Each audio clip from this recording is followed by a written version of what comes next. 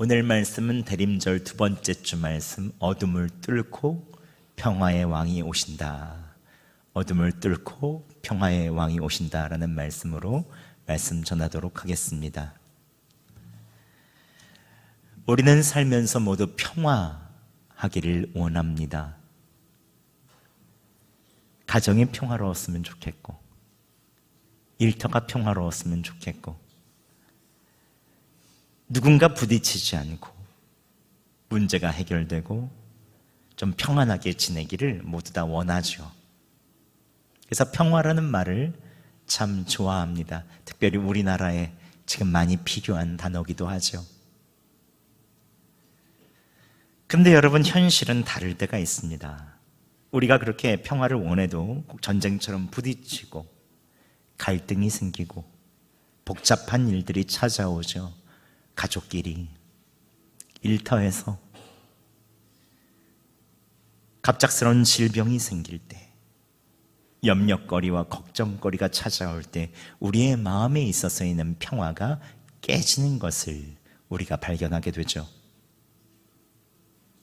그러면 우리는 이렇게 생각합니다. 이 병만 좀 나으면 평안할 텐데, 이 사람만 없으면 좀 평안할 텐데, 이 문제만 해결되면 좋겠다. 우리는 전쟁 같은 상황이 잠잠해지고 조용해지기를 원하죠. 그런데 이상하게도 그 문제가 해결되거나 시끄러운 일이 다 지나가도 평안이 오지 않을 때가 있죠. 왜냐하면 삶의 문제는 한 번 오고 끝나는 것이 아니기 때문에 그렇습니다. 오늘 해결하면 또 내일 또 다시 오게 되고, 내가 원치 않는 일들이 파도처럼 계속해서 밀려들게 되죠. 그렇다면 우리는 어떻게 하면 계속해서 평화를 누릴 수 있을까요? 오늘 우리가 읽은 본문은 그 평화를 누릴 수 있는 방법을 우리에게 가르쳐 줍니다. 오늘 말씀은 남유다 예언자 이사야가 전한 말씀입니다. 이사야가 활동하던 시대는 지금으로부터 2700년 전 전쟁의 위협 속에 있었죠. 북이스라엘과 아람이 연합해서 남유다를 침공해 들어왔고, 또 신흥강국인 이 아수르 제국이 일어나 북이스라엘을 멸망시키고 남유다로 계속해서 진격하여 들어왔습니다. 그런데 더 큰 문제는 남유다에 있는 이 아하스 왕이 이 강대국인 아수르를 보면서 하나님을 의지하지 않고 이 아수르를 섬긴 것이죠. 그래서 아수르의 우상을 적극적으로 들여왔고, 성전 안에 이방 제단을 만들어서 이 메소포타미아에서 섬겼던 1월 성신을 그 성전 안에서 제단을 만들고 섬겼습니다. 심지어는 자기 아들을 몰렉 제사로 해서 몰렉 신, 철판이 있는 빨갛게 달구어진 그 철판 위에 자기 아들을 바쳤죠. 왕이 이러할 정도니 남유다 전국에 우상 숭배가 만연했습니다. 정치적인 혼란, 군사적인 위기, 신앙의 위기, 백성들의 마음속에는 항상 절망과 두려움, 염려가 가득했죠. 우리도 북이스라엘처럼 망할지도 몰라 라고 하는 그 불안이 계속해서 있었습니다. 그런데 이런 절망적인 상황에서 하나님께서 전혀 예상치 못한 말씀을 하시죠. 함께 이사야 9장 6절 말씀 함께 저희가 봉독하겠습니다. 시작. 이는 한 아기가 우리에게 낳고 한 아들을 우리에게 주신 바 되었는데, 그의 어깨에는 정사를 메었고 그의 이름은 기묘자라, 모사라, 전능하신 하나님이라, 영존하시는 아버지라, 평강의 왕이라 할 것임이라. 아멘. 여러분, 전쟁이 한창이고 나라가 위태로울 때 정말로 무엇이 필요합니까? 지혜롭고 강력한 왕이 필요하죠. 군대를 조직적으로 일으킬 장수들이 필요합니다. 지금 이때 필요한 것은 나라를 통일 왕국으로 이끌었던 다윗과 같은 지도자든지, 아니면 이 이스라엘의 전성기를 이끌었던 지혜의 왕인 솔로몬 왕 같은 왕이 필요한 것입니다. 그런데 갑자기 웬 아기를 보내주신다는 것입니까? 오늘날 사는 우리들에게도 전쟁 같은 일들이 펼쳐지죠. 6.25 전쟁 같은 직접적인 전쟁은 없지만 우리는 보이지 않는 전쟁 같은 삶을 살아냅니다. 최근 한 통계에 따르면 직장인의 40% 이상이 극심한 스트레스로 불안장애를 경험한다고 합니다. 심지어는 어떤 분들은 공황장애가 오는데 심장이 두근거리고 답답하고 엘리베이터를 타기만 해도 이러다 죽을 것 같다. 그래서 정말 미쳐버릴 것 같다고 해서 층계로 올라간다는 거예요. 근데 층계에서도 갑자기 공황 발작이 오면 그때는 정말 어쩔 수가 없다고 하더라고요. 어떤 직장인은 지하철을 탔다가 공황 발작을 겪는데 중간에 내릴 수가 없어서 그다음부터 버스를 탔다고 합니다. 버스에서 내릴 수가 있잖아요. 근데 버스를 탔는데도 또 공황 발작이 나서 중간에 내릴 수가 없으니 그다음부터 택시를 탔다고 합니다. 근데 문제는 택시만 타야 하니 점점 생활 반경이 좁아지고 언제 공황 발작이 일어날 줄 모르는 두려움 가운데 있었다는 거죠.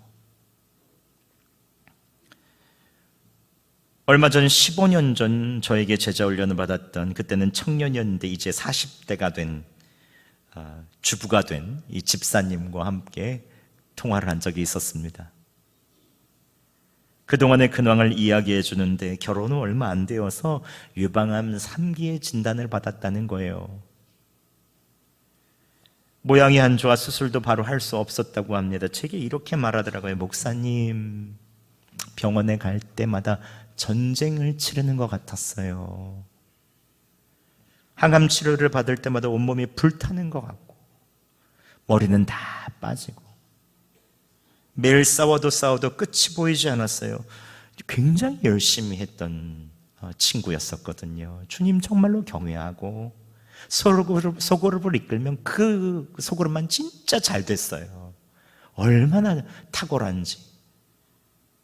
근데 이 친구가 왜 나인가? 하나님께 원망은 안 했지만 너무 서운했다고 하더라고요.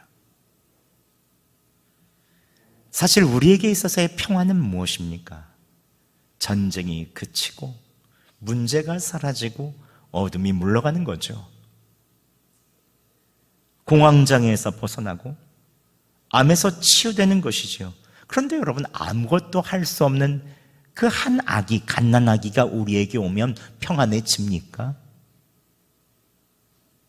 완전히 다 해결되지 않더라도 명의를 만나서 치료받는다면 마음이라도 평안하죠. 그런데 한 아기를 보내주신다니 우리에게 평화가 지켜지겠습니까? 그럼에도 불구하고 하나님께서는 평화의 왕으로 한 아기를 우리에게 보내주십니다. 전쟁을 멈춰주시거나 어둠을 물리쳐주시는 것이 아니라 하나님께서 아기이신 예수 그리스도를 보내주시는 것이죠. 왜 그러신 것입니까? 왜 하나님께서는 어둠을 제거해 주시거나 상황을 종료시키지 않으시고 무력하고 아무것도 할 수 없는 아기 예수님을 보내주시는 것입니까? 아기 예수님이 아니라 전능하신 하나님의 아들로서 하늘에서 천군 천사를 몰고 오며 구름 타고 오시면 안 되는 것입니까? 그래야 우리의 삶의 모든 문제를 해결해 주시고 새롭게 해 주실 수 있는 거 아닙니까? 물론 하나님께서는 전능하시기에 전쟁을 한 번에 멈추실 수 있고 어둠을 몰아내 주실 수 있는 분입니다. 그렇지만 하나님께서는 우리 인생을 너무 잘 아시죠. 하나님께서는 전쟁을 즉시 멈추거나 어둠을 제거해 주셔도 그것이 해결책이 아니라는 것을 너무 잘 아십니다. 왜냐하면 문제는 계속해서 발생하거든요. 계속해서 파도처럼 밀려오거든요. 이상하게 문제는 해결되면 더 큰 문제가 올 때가 있습니다. 상황이 해결되면 다른 염려거리가 생깁니다. 그래서 하나님께서는 그 아들 예수 그리스도를 우리에게 주심으로 우리의 삶에, 우리의 마음에 함께 하심으로 우리에게 평화를 주시기 원하십니다. 이것이 하나님의 마음이죠. 하나님의 아들이신 예수님께서는 어둠을 뚫고 우리와 함께 하시기에 아기로 이 땅에 오셨습니다. 근데 왜 아기입니까? 아무것도 할 수 없는 무력한 우기를 공감하시고 이 땅의 전쟁과도 같은 아픔, 두려움 앞에서 무력해져 버리는 우리들을 위하여 주님께서 똑같이 아기의 모습으로 이 땅에 오신 것입니다. 그러나 우리의 가장 근본적이고 짙은 어둠, 무력함은 무엇입니까? 하나님과 우리를 갈라놓는 죄, 그리고 죽음 앞에서 우리는 무력하죠. 세상에 죽음을 이긴 사람은 없습니다. 그래서 예수님께서는 우리를 죄와 사망에서 자유케 해주시기 위해서 직접 무력하게 십자가에 달리시며 하나님께서 죄에 대한 저주를 모두 다 받으시고 우리의 죄짐을 대신 져주시죠. 그리고 모든 고통과 하나님의 심판과 저주를 다 받으시며 죄와 사망에서 자유케 하여 주십니다. 예수님이 우리 대신 사망 가운데 머무시며 사흘 만에 부활하시며 누구든지 예수 그리스도를 믿는 자는 멸망치 않고 영생을 얻는 것을 약속하여 주셨습니다.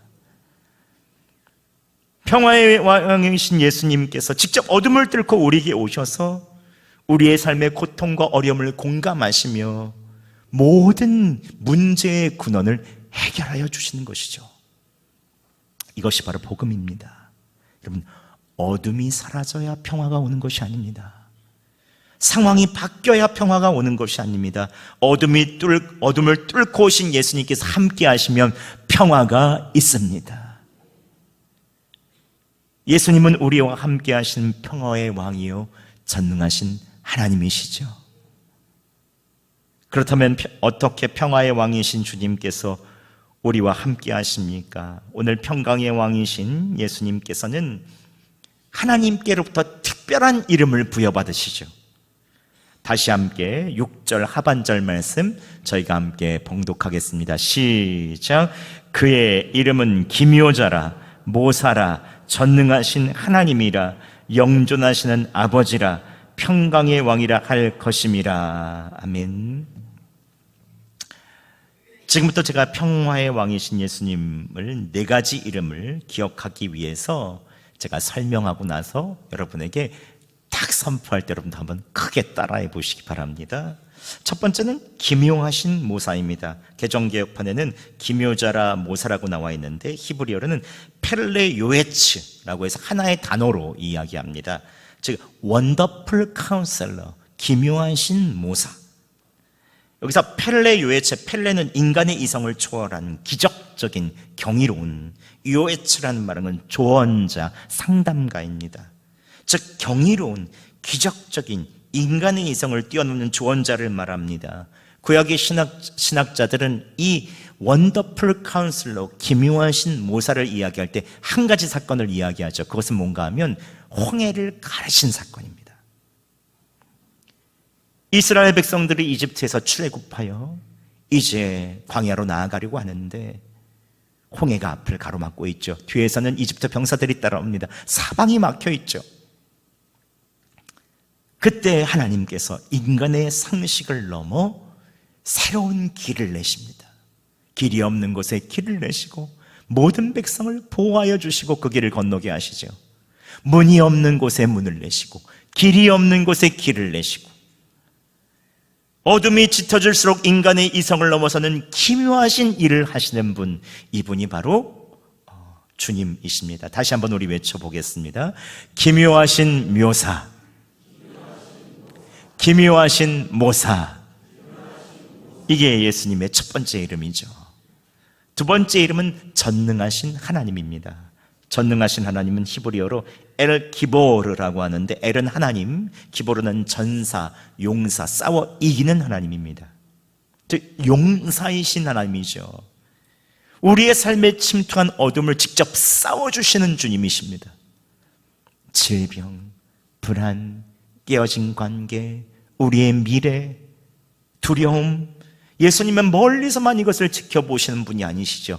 우리의 삶의 어둠을 뚫고 들어오셔서 우리 대신 싸워주시는 분이십니다. 강력한 용사며 보호자시죠. 예수님께서는 죽은 나사로를 불러내시며 이렇게 말씀하십니다. 나사로야, 나오라. 질병과 죽음의 장소에 오셔서 우리를 위해서 싸우시고 결국 십자가에서 그 사망을 정복하여 주시죠. 어둠이 강할수록 그분의 능력은 더욱 드러납니다. 엘 기보르, 전능하신 하나님이죠. 우리 같이 다시 한번 외치겠습니다. 전능하신 하나님, 전능하신 하나님. 이게 두 번째 이름입니다. 세 번째 이름은 영존하시는 아버지입니다. 히브리어로 아비아드라고 하는데, 아비는 아버지, 아드는 영원함을 말합니다. 즉 영원하신 아버지라는 뜻이죠. 위의 이름과는 다르게 따뜻하고 관계적으로 다가오십니다. 기묘하신 하나님, 기적을 베푸시는 분, 용사이신 하나님, 우리를 위해서 전능하신 능력을 베푸시는 분, 싸우시는 분, 이게 굉장히 공격적이라면 이 영원하신 아버지는 우리 관계적이죠. 여러분, 고통은 한순간에 끝나지 않을 때가 많죠. 어둠의 터널이 생각보다 길어질 때가 많습니다. 끝이 보이지 않는 항암 치료, 기약 없는 취업 준비, 우리의 사업에서도 정말로 힘든 때가 길 때가 많죠. 이럴 때 우리는 쉽게 지치고 우리를 위해서 싸우시는 엘 기보로 용사이신 하나님, 전능하신 하나님을 의심할 때가 있죠. 그러나 예수님께서는 영원히 우리와 그때에도 함께하여 주십니다. 고통의 시간이 길어질수록 그분의 신실함은 더 드러나죠. 우리와 함께하신 하나님, 내가 너와 함께한다. 어둠 속에서도 함께한다. 영원히 너와 함께한다. 여러분, 혼자라고 느껴질 때 영원하신 아버지를 붙드시기 바랍니다. 제자들에게 이렇게 말씀하시죠. 볼지어다 내가 세상 끝날까지 너희와 항상 함께 있으리라. 예수님은 영원히 우리와 함께 하시는 하나님이십니다. 우리 함께 같이 선포하겠습니다. 우리 크게 한번 할까요? 영존하시는 아버지, 영존하시는 아버지. 예, 마지막으로 넷째 이름은 평강의 왕입니다. 샬롬이라고 하는데 모든 것을 아우르는 이름이죠. 샬롬은 단순히 강력한 힘으로 전쟁을 억제하는 것이 아닙니다. 세상은 강력한 힘으로 이것을 억제해야 된다고 하죠. 그래서 핵무기를 가지려고 합니다. 이 모든 전쟁을 억제해야 돼서 그게 평화라고 얘기하죠. 하지만 성경에서 이야기하는 예수님의 그 샬롬은 모든 것이 제자리에 있는 온전함입니다. 나와의 관계에서도 온전함, 나 자신을 사랑하고 또 이웃을 사랑하고 하나님과의 있는 모든 것들을 사랑하는 관계 가운데 모든 것이 제자리에 있는 것이죠. 전쟁의 한복판에서도 그분이 다스리실 때 모든 것이 제자리를 찾으며 평화를 갖게 되죠. 성 프란체스코는 십자가의 전쟁이 한창일 때 이렇게 기도했습니다. 주님, 나를 평화의 도구로 써주소서. 미움이 있는 곳에 사랑을, 다툼이 있는 곳에 용서를, 분열이 있는 곳에 일치를, 그러면서 계속 평화의 기도를 하죠. 십자가의 전쟁으로 모든 사람이 죽어나가고 많은 것들이 파괴되어 갈 때 성 프란치스는 그 가운데서 기도하죠. 전쟁의 어둠이 가장 짙었을 때 그는 어둠을 뚫고 오신 평강의 왕이신 주님을 만납니다. 상황은 여전히 어두웠지만 다시 한번 제자리로 회복시키실 그 평강의 왕을 신뢰하죠. 다시 한번 따라하겠습니다. 평강의 왕, 평강의 왕. 예. 이 네 가지 이름을 기억하시기 바랍니다. 길이 보이지 않을 때는 기묘하신 모사이신 예수님께서, 적들이 나를 공격할 때는 용사이신 전능하신 하나님께서, 외롭고 지칠 때는 영존하신 아버지, 우리와 함께 하시는 하나님께서, 내 삶의 모든 질서가 무너졌을 때는 평강의 왕이신 예수님께서 찾아오신다는 것입니다. 이게 얼마나 놀라운 이름입니까? 그런데 더 놀라운 것은 7절입니다. 함께 7절 상반절 말씀 봉독하겠습니다. 시작. 그의 정사와 평강의 더함이 무궁하며. 아멘. 더함이란 말은 마르베인데 증강, 확장, 지경이 넓어지고 성장하는 것을 말합니다.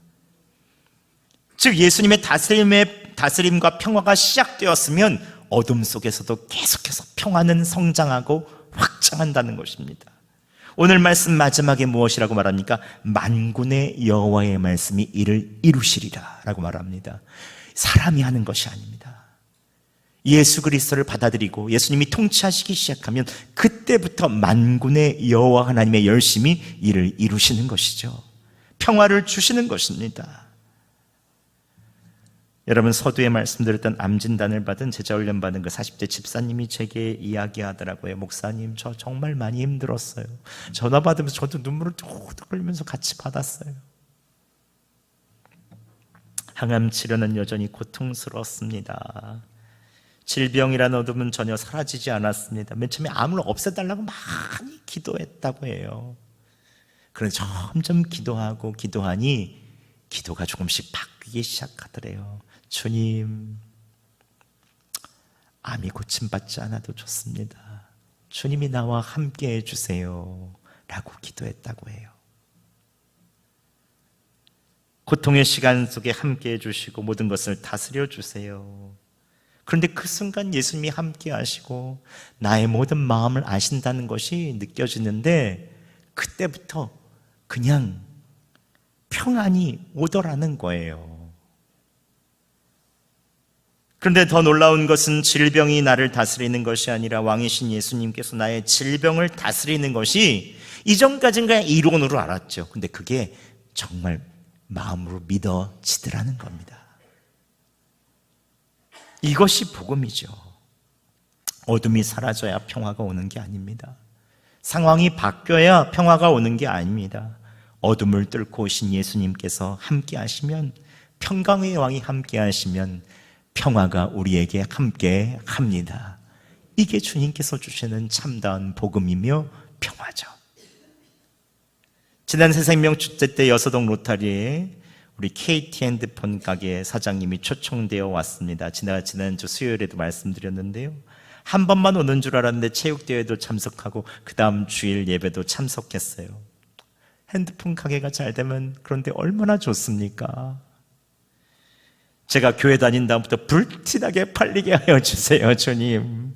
교회 좀 못 떠나게 주님 불티나게 팔리게 해주세요 기도를 했어요. 근데 이번에 장사가 너무 안 되어서 여서동 가게를 폐업하고 광양으로 간다고 하더라고요. 폐업할 때 전도하신 집사님과 저와 제 아내가 가서 함께 얘기를 나눴습니다. 그런데 그 청년이 의외의 이야기를 하는 거예요. 여서동에서 정말 열심히 했는데 손님이 없어서 손해를 봤다. 가게에 있으면서 몇 년간 힘들었다고 하더라고요. 근데 정말 신기한 게 손님이 너무 없어서 전도하시는 집사님이 교회 가자고 할 때 그냥 에이 손님도 없는데 가봐야 되겠다 해서 갔다는 거예요. 근데 교회 와서 예배하고 찬양하면 이상하게 마음이 너무 평안해지더라는 거예요. 저한테 솔직하게 얘기합니다. 아직 예수님 믿는다고 하지는 못하겠지만 마음이 평안하대요. 그래서 광양에 가면서도 교회 다녀야 되겠다 하면서 저한테 좋은 교회 있으면 소개시켜달라고 하더라고요. 그러면 왜 그런 것입니까? 예수님께서 그 청년 사장님의 어둠을 즉시 제거하지 않으셨습니다. 대신 어둠을 뚫고 친히 삶 속에 찾아가 주셨습니다. 성육신하셔서 그 마음을 공감하시고 그 마음에 평화를 주신 것입니다. 예수님은 기묘자요 모사요 전능하신 하나님이요 영존하신 아버지요 평강의 왕이십니다. 평화란 무엇입니까? 어둠을 뚫고 오시는 평강의 왕이신 예수님과 함께 있는 것입니다. 평화를 누리는 사람은 상황이 여전히 어두워도 예수님 안에서 머물죠. 어둠을 뚫고 오신 그분께 다 맡깁니다. 오늘 본문에 보면 그의 어깨는 정사를 메었고라고 하잖아요. 정사, 통치권, 다스림입니다. 이것을 내가 다스리려고 하지 않고 주님께 맡기죠. 근데 평화를 누리지 못하는 사람은 내가 어둠을 내쫓으려고 합니다. 내가 전쟁에서 이기려고 합니다. 돈을 가지든지 권력을 가지든지 어떻게 사람들 평화를 얻으려고 합니다. 그런데 내 뜻대로 되나요? 더 큰 전쟁과 같은 상황이 벌어지고 두려움과 어둠이 찾아올 수밖에 없는 것입니다. 여러분, 인간은 전쟁의 무게를 감당할 수 없어요. 그러나 평화의 왕이신 예수님은 다릅니다. 그분은 어깨에 다스림 정사를 메셨고 어둠을 다스려 주시는 전능하신 하나님이십니다. 평강의 왕이십니다. 우리와 함께 하시는 영존하시는 아버지이십니다. 기이한 일을 일으키시는 기묘하신 모사이십니다. 참 평화는 평강의 왕이신 예수님께로부터 오죠. 그렇던 오늘 그 평화를 어떻게 누릴 수 있을까? 짧게 세 가지만 알아보겠습니다. 첫 번째는 직면하기입니다. 나의 어둠을 직면하셔야 합니다. 평화는 우리가 솔직할 때부터 시작됩니다. 주님, 저 어려워요. 저 괜찮지 않아요. 자꾸 부딪혀요. 저 사람 때문에 힘들어요. 이렇게 솔직하게 주님께 나아갈 때 이 고백이 주님께서 어둠을 뚫고 나에게 오시는 시작이 되죠. 여러분, 조용한 시간에 여러분을 힘들게 하는 것이 무엇인지 한번 떠올려 보시기 바랍니다. 그리고 소리내어 기도해 보세요. 주님, 도와주세요. 나를 불쌍히 여겨주세요. 두 번째는 무엇입니까? 내려놓기입니다. 주도권을 주님께 드리세요. 우리는 자주 우리의 짐을 십자가에 내려놓으라고 말합니다. 십자가에 내려놓는다는 말은 무엇입니까? 내가 더 이상 그것을 가지고 아둥바둥하지 않고 주님께 주도권을 내어드린다는 것입니다. 맡긴다는 것이죠. 아무것도 하지 말라는 얘기가 아니에요. 주님께 나의 주도권을 내어드리라는 거예요. 우리가 붙들면 문제는 더 커지고 우리가 내려놓으면 주님이 다스려 주십니다. 예수님께서 이미 다 십자가에 성취하셨으니 그냥 우리는 순종하기만 하면 되는 거예요. 주님이 멈추라고 하면 멈추면 되고, 사랑하라고 하면 사랑하면 되고, 가라고 하면 가고, 침묵하라고 하면 침묵하면 됩니다. 그러면 주님께서 반드시 역사하여 주십니다. 내가 모든 것을 내고 꽉 쥐고 주님께 도와달라고 하는 것과 주님께 맡기시고 순종하고 일하도록 하는 것은 180도 다른 일입니다. 여러분, 주님께 주도권을 드리시기 바랍니다. 마지막으로는 여러분, 채우셔야 합니다. 하나님의 임재로 내 안을 채우세요. 평화는 나의 어둠이 사라지고 전쟁이 그칠 때 그 결과로 오는 감정이 평안이 아닙니다. 예수님께서 함께 하시는 지금 친밀한 관계가 있을 때, 평강의 왕이 내 안에 계실 때 우리는 비로소 평안하죠. 그래서 매일 말씀으로 주님의 음성을 듣고 기도하며 나와 함께 하심을 확인하셔야 됩니다. 그래서 여러분, 매일 아침에 일어날 때마다 예수님을 불러보세요. 일어날 때 여러분 제일 먼저 뭐 하십니까? 세수부터 하십니까? 거울부터 보십니까? 아니면 텔레비전부터 켜십니까? 딱 일어나자마자 예수님, 저 일어났어요. 저 한마디를 한번 불러보세요. 진짜 많이 달라집니다. 일터에 가면 여러분 먼저 손을 얹고 기도해 보세요. 예수님, 주도권을 드립니다. 보호하여 주세요. 잠들기 전 주님께서 하루 종일 어디 계셨는지 물어보세요. 주님, 저의 하루 동안 어디 계셨습니까? 제가 어제 잠들기 전에 저도 한번 여쭤보니 장례식에서 누군가를 위로할 때, 김장할 때, 아내가 저녁에 도시락 싸올 때 다 주님께서 함께 해주시더라고요. 근데 더 기도해 보니까 아침에 깨어날 때부터 저녁까지 모든 순간 함께 해주셨더라고요. 여러분, 주님에 대한 임재의식, 그것을 내 안에서 깨울 때 주님께서 평화를 허락하여 주십니다. 말씀을 맺겠습니다. 오늘 한 문장만 기억하시면 됩니다. 함께 따라해 보겠습니다. 우리 PPT 한번 비춰주시죠. 어둠이 여전히 있어도 우리 함께 읽었습니다. 시작. 어둠이 여전히 있어도 그 어둠을 뚫고 오신 예수님이 함께 계시면 그것으로 충분합니다. 아멘. 다시 한번 해볼까요? 시작. 어둠이 있어도 여전히 있어도 그 어둠을 뚫고 오신 예수님이 함께 계시면 그것으로 충분합니다. 아멘. 평화는 어떤 상황이 해결되는 것이 아니라 예수님이 나와 함께 계시는 임재죠. 임재. 전장이 끝나는 것이 아니라 예수님이 함께 계시는 것입니다. 예수님은 평화를 얻기 위한 수단이 아니라 예수님 자체가 우리의 평화죠. 그래서 그분이 함께 하시면 충분합니다. 대림절 예수님 기억하고 다시 오실 예수님 기다리는 이때 한 주간 어둠을 뚫고 오신 평강의 왕 예수 그리스도께서 여러분과 함께 하시기를 예수님의 이름으로 축원합니다.